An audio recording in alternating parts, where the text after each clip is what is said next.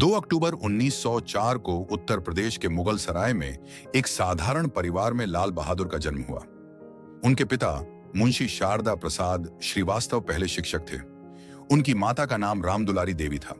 जब लाल बहादुर केवल 1.5 वर्ष के थे तभी उनके पिता का निधन हो गया। इसके बाद उनकी मां उन्हें लेकर मिर्जापुर अपने मायके चली गईं, जहां उनका पालन पोषण हुआ। बचपन से ही लाल बहादुर बेहद सरल, ईमानदार और मेहनती स्वभाव के थे। उन्होंने अपनी प्रारंभिक शिक्षा मिर्जापुर में प्राप्त की। आगे की पढ़ाई वाराणसी के हरिश्चंद्र हाई स्कूल और फिर काशी विद्यापीठ से पूरी की।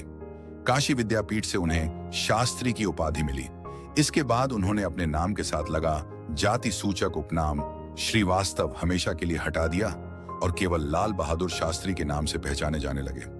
1928 में उनका विवाह मिर्जापुर की ललिता देवी से हुआ। दोनों के 6 बच्चे हुए। परिवार की जिम्मेदारियों के बावजूद उनका जीवन बेहद सादा और ईमानदार बना रहा। महात्मा गांधी के विचारों से प्रेरित होकर उन्होंने बहुत कम उम्र में ही देश की आजादी की लड़ाई में कदम रखा। वर्ष 1921 के असहयोग आंदोलन, 1930 के सविनय अवज्ञा आंदोलन और 1942 के भारत छोड़ो आंदोलन में उन्होंने बढ़ चढ़कर हिस्सा लिया। इन आंदोलनों के दौरान उन्हें कई बार जेल भी जाना पड़ा, लेकिन उन्होंने कभी देश सेवा का रास्ता नहीं छोड़ा। आजादी मिलने के बाद उनका राजनीतिक जीवन तेजी से आगे बढ़ा। उन्हें उत्तर प्रदेश का संसदीय सचिव बनाया गया। बाद में गोविंद बल्लभ पंत के मंत्रिमंडल में परिवहन और पुलिस मंत्री की जिम्मेदारी मिली। परिवहन मंत्री रहते हुए उन्होंने पहली बार महिला कंडक्टरों की नियुक्ति कराई।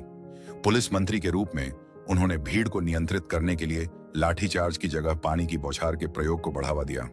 27 मई 1964 को प्रधानमंत्री जवाहरलाल नेहरू के निधन के बाद उनकी साफ सुथरी छवि, ईमानदारी और सरल व्यक्तित्व के कारण लाल बहादुर शास्त्री को भारत का दूसरा प्रधानमंत्री चुना गया। उन्होंने 9 जून 1964 को प्रधानमंत्री पद की शपथ ली। उनके कार्यकाल में 1965 का भारत पाकिस्तान युद्ध हुआ। पाकिस्तान के हमले का उन्होंने दृढ़ता से सामना किया और पूरे देश का मनोबल बढ़ाने के लिए जय जवान जय किसान का ऐतिहासिक नारा दिया। उनके नेतृत्व में भारतीय सेना ने पाकिस्तान का सफलतापूर्वक मुकाबला किया और देशवासियों का आत्मविश्वास बढ़ाया।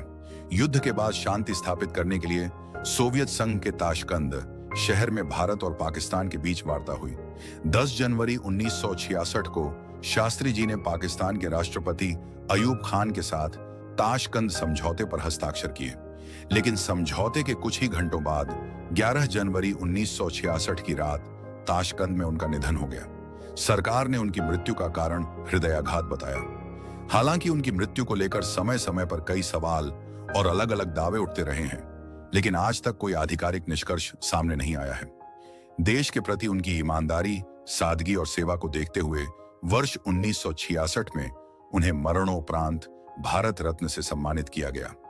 आज भी लाल बहादुर शास्त्री को भारत के सबसे ईमानदार, सादगीपूर्ण और प्रेरणादायक प्रधानमंत्रियों में गिना जाता है। उनका जीवन यह सिखाता है कि सच्ची देशभक्ति, ईमानदारी और कर्तव्य निष्ठा किसी भी व्यक्ति को महान बना सकती है।